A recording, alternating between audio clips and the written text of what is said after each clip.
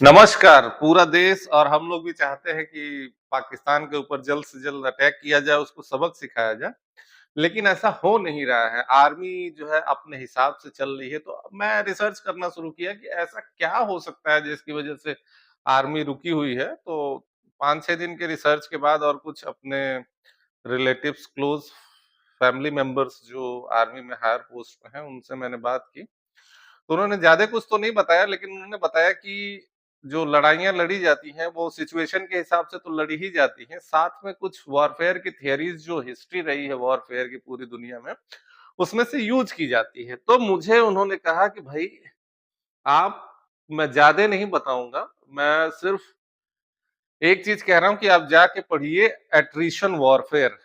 एक थियरी है ये, एट्रिशन वॉरफेयर। पहले मैं इसके इसका डेफिनिशन पढ़ देता हूँ, एक्चुअल डेफिनिशन, और उसके बाद फिर हम लोग इस पे डिस्कशन करेंगे। Attrition warfare seeks to erode an opponent's capacity to wage war by systematically destroying their military resources, moral, and logistics over time. This may involve guerrilla warfare, people's war, scorched earth tactics, or prolonged engagement short of a decisive battle. It contrasts with a strategy such as Blitzkrieg. ब्लिtzkrieg के बारे में तो मैंने पढ़ा था, जिसमें वो Germany use करती थी। सेकेंड वर्ल्ड वॉर में हिटलर यूज करता था।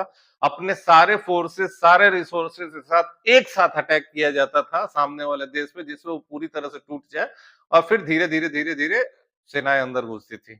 इसके ठीक उल्टा थियरी ऑफ एट्रिशन ये कहती है कि आप साइकोलॉजिकली दबाव बनाओ अपने अपोनेंट के ऊपर। इसमें तो गुरिल्ला वॉरफेयर और फिर भी छोटा छोटा है कि करो, लेकिन ये इंटरनेशनल बॉर्डर पे होना संभव नहीं है आज की सिचुएशन में। आप उसके रिसोर्सेस को इतना इरोड कर दो कि वो परेशान हो जाए। आप उसके ऊपर प्रेशर बनाओ, और एक समय आएगा जब इन सारे प्रेशर से वो इतना परेशान हो जाएगा, जैसे पाकिस्तान के हो रहा है कि आज हमारे ऊपर अटैक होगा, कल अटैक होगा, परसों अटैक होगा, जबकि एक्चुअल में अटैक हो नहीं रहा है।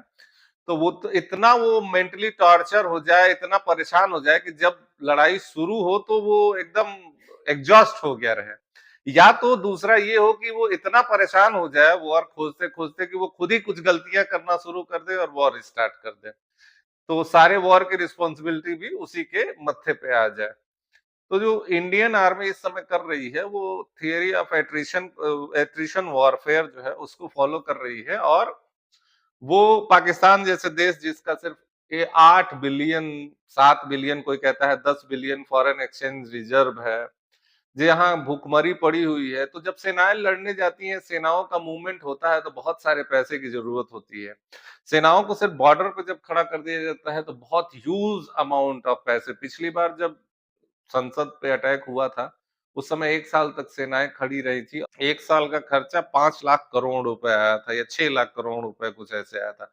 तो सेनाएँ जब लड़ेंगी तो कितना खर्चा आएगा, उस वो आप समझ लीजिए। इंडियन आर्मी मेनली ये फोकस कर रही है कि जब वॉर होता है तो वॉर किसी देश के लिए अच्छा नहीं होता है। लेकिन जब कोई आपका अपोनेंट रोज़-रोज़ आके झापड़ मार के चला जाए, और पिछले 70 सालों से, 40 साल से तो लगातार ही झापड़ मार रहा है, और इतना बड़ा देश होकर के भी आप कुछ कर ना पाए, तो उसका मन बढ़ता है, वो रोज-रोज करेगा। तो अब तो देशवासियों ने तय कर लिया है कि फुल एंड फाइनल जो होना हो जाए, अब चाहे जितना नुकसान, जितना फायदा हो, वो देखने के लिए कोई इंडियन तैयार नहीं है। लेकिन सेना या सरकार ये चाहती है कि कम से कम कैजुअलिटीज़ हो, और अपना जो मोटो है, वो भी पूरा हो जाए। अब कोई भी सेना लड़ने जाती है तो उसका मोटो होता है कि वो क्या चाहती है। जैसे कि एक तो जो जो उसके लिए जिम्मेदार है पहलगाम हमले के लिए, उनको सजा देना, चाहे वो टेररिस्ट हों, या उनको उनको सपोर्ट करने वाले हों, या उनको हार्बर करने वाले हों, एक तो ये मोटो है। दूसरा मोटो हो सकता है कि पीओके लेने के बारे में सोच रहा हो। पाकिस्तान के अंदर घुस करके और उस पे मैन्युअली या कब्जा करना, ऐसा तो मुझे लग नहीं रहा है कि इंडियन आर्मी का मोटो होगा। तो पीओके लेने का हो सकता है मोटो, वहां जो है बूट प्रेजेंस ऑफ बूट किया जा सकता है। तो भारतीय सेना का जो एम है उसके हिसाब से, अच्छा आप पिछले भी जब देखेंगे, जब ये सर्जिकल स्ट्राइक हुई थी या जो एयर स्ट्राइक की गई थी, उसमें भी वो 15-20 दिन बाद ही की गई थी। तो अभी ऐसा नहीं है कि जल्दी सेनाओं का मूवमेंट हो रहा है। एक दिन में जा रहा था, मैं कंटोनमेंट के पास ही रहता हूँ, तो इतनी हैवी मूवमेंट हो रही थी, लेकिन रात में मूवमेंट कराया जा रहा था और वो भी अलग-अलग कराया जा रहा था। ऐसा नहीं है कि पूरा का पूरा एक साथ चल रहा हो, जैसे नॉर्मली आप देखते हैं कॉन्वॉय चलता है, ऐसा नहीं, कहीं 2 गाड़ियाँ जा रही हैं, फिर कहीं 3 गाड़ियाँ जा रही हैं और वो भी पूरी ढकी हुई। और रात में मूवमेंट कराया जा रहा था, दिन में तो मूवमेंट हो ही नहीं रहा है गाड़ियों का।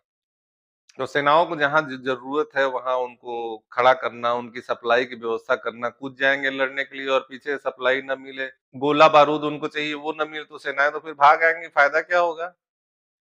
तो उन सारी चीज़ों को मैनेज करने में समय लगता है, सेना के मूवमेंट में समय लगता है, सेना के मूवमेंट में खर्चा लगता है। हाँ, एक चीज़ ज़रूर है कि पाकिस्तान जैसा देश जो सब कुछ बाहर से खरीदता है, वो अपने गोले-बारूद भी नहीं बना सकता और पिछले यूक्रेन वॉर में जब उनके यहाँ पैसे क्राइसिस हुई थी, तो वो बेच दिए थे यूक्रेन को अपने गोले-बारूद बहुत सारे और बहुत सारे इक्विपमेंट्स बेच दिए थे।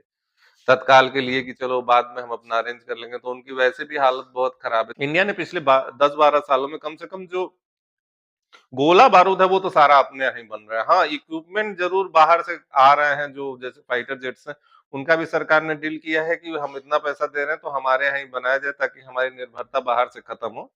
लेकिन जो गोला-बारूद और बेसिक रॉकेट्स और ये जो बेसिक चीज़ें हम अपना बनाते हैं तो हमको अपनी करेंसी में देना है और हम सक्षम भी हैं। हमारा जो विदेशी मुद्रा भंडार है वो 600-700 बिलियन डॉलर्स के तकरीबन है, तो हम अफ़ोर्ड कर सकते हैं। हम अपनी सेनाओं को खड़ा करके कश्मीर में, राजस्थान में, पंजाब में बॉर्डर पे अफ़ोर्ड कर सकते हैं, साल दर साल अफ़ोर्ड कर सकते हैं। जबकि पाकिस्तान अफ़ोर्ड नहीं कर सकता है, तो उसको खाली खड़ा करा दिया जाए तो आधी तो ऐसे ही उसकी चड्डी गीली हो जा रही है और उसकी हालत खराब हो जा रही है। तो अभी मुझे जो लगता है कि फिलहाल में यही काम कर रही है इंडियन आर्मी की साइकोलॉजिकल वॉरफेयर और उनको थकाने और परेशान करने वाला काम कि वो बुरी तरह से थक जाएँ। एक और चीज़ है जो 5th जनरेशन वॉरफेयर की बात होती है कि भई साइकोलॉजिकल आजकल जो सोशल मीडिया है, जो मीडिया है, उसके थ्रू दुष्प्रचार कराया जाता है। दोनों सेनाएँ एक-दूसरे के कैम्प में दुष्प्रचार कराती है। अब हम लोगों के यहाँ परेशानी ये है कि दुष्प्रचार जब वहाँ से आता है तो पकड़ तो लेते हैं लोग, लेकिन हमारे यहाँ ही राजनीति खेलने के चक्कर में उस दुष्प्रचार को फैक्ट चेक चेक करके कहते हैं कि नहीं, नहीं, नहीं, नहीं, ये गलत है और ये ऐसा नहीं हुआ है पाकिस्तान में, जबकि उसको स्प्रेड होना चाहिए इंडिया के अंदर और जो उनका दुष्प्रचार आया है उसका खंडन होना चाहिए। तो 5th जनरेशन वॉरफेयर में खैर हमारा देश तो इतना बड़ा देश है कि वो लिख-लिख के सबकी हालत खराब कर देगा पूरा, चाहे वो मैं देखता हूँ डीडब्ल्यू न्यूज़, बीबीसी अगर कुछ इंडिया के खिलाफ में बोल दिया तो वहाँ लिख-लिख के भर देते हैं इंडियंस। वो खुद ही टार्चर होना शुरू हो जाते हैं। तो 5th जनरेशन वॉरफेयर में साइकोलॉजिकल वॉरफेयर में तो हम लोग बहुत आगे हैं और देश के जो युवा हैं, देश के जो बाकी लोग हैं वो दनादन लगे हुए हैं। मुझे जो पॉइंट्स नज़र आए इसमें डिले का उस वो यही कारण है और बाकी चीज़ों पे फिर अगली वीडियो में बात करेंगे। नमस्कार, जय हिंद।